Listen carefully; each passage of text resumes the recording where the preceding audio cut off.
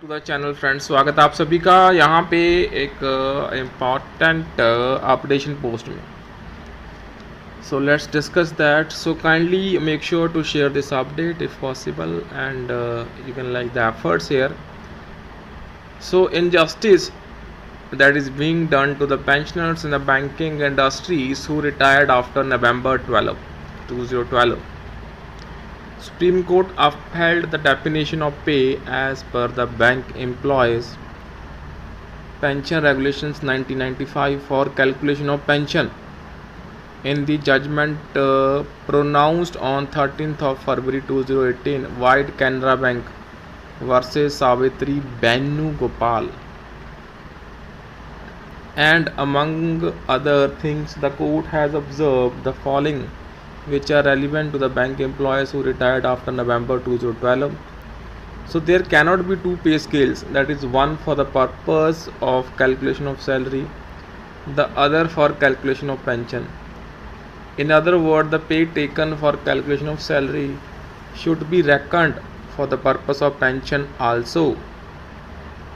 And in case of employees retired on or after 1st November 2012, the bank had introduced a new pay called special pay, which was eligible for payment of DA etc., but keep it out of the preview for calculation of pension for retirees under the 10th bipartite settlement with a clause as under quote, special allowance with effect from 1st November 2012. With effect from 1st November 2012, officers shall be paid special allowances as under, that is scale 1 to 3 7.75 percentage of basic pay plus applicable dearness allowance thereon. Scale 4-5, that is 10% of basic pay plus applicable dearness allowances thereon. Scale 6-7, 11% of basic pay plus applicable dearness allowances thereon. So note, the special allowance with applicable DA. So the said Honorable Supreme Court judgment has very clearly laid down that the above system of paying two pay scales, one for the purpose of calculating salary and the other one for calculation of pension, is illegal. The special allowance, which was carved out of the basic pay portion and given a new nomenclature with intention to deprive the actual pension benefit of pensioners, so with a view to manage the cost agreed upon and benefit only the existing staff, and the 10th bipartite settlement signed between the unions and IBA through the above said new allowance, which was a part of basic pay for calculation of salary, did not find a place for calculation of pension. Thereby the banks, in agreement with IBA, had two separate set of calculations for salary and pension. So now the Honorable Supreme Court has held that there cannot be two separate calculations for salary and pension. The banks have to include the new allowance paid.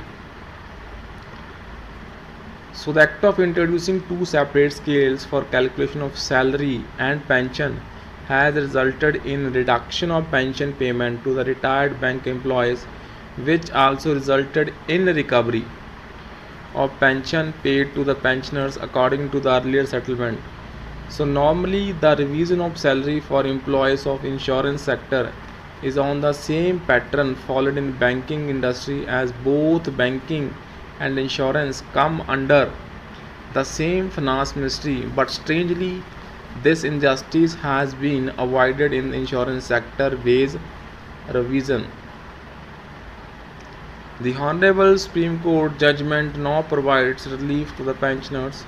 The ministry has to instruct the Indian Bank Associations to take corrective measures and calculate pension for the retirees on the basis of 10 months average emoluments as defined in Regulation 2D of Regulations of 1995, specified that the average of the pay drawn by the employee during the last 10 months of his service in the bank shall be taken as and pay arrears from date of retirement. So with this, the retired bank employees will get a refund of recovery made on illegal recovery of pension, get the basic pension refixed at legitimate levels, get arrears on gratuity commutation of pension. So this gives great relief to the retired staff who solely depend on pension and superannuation benefits for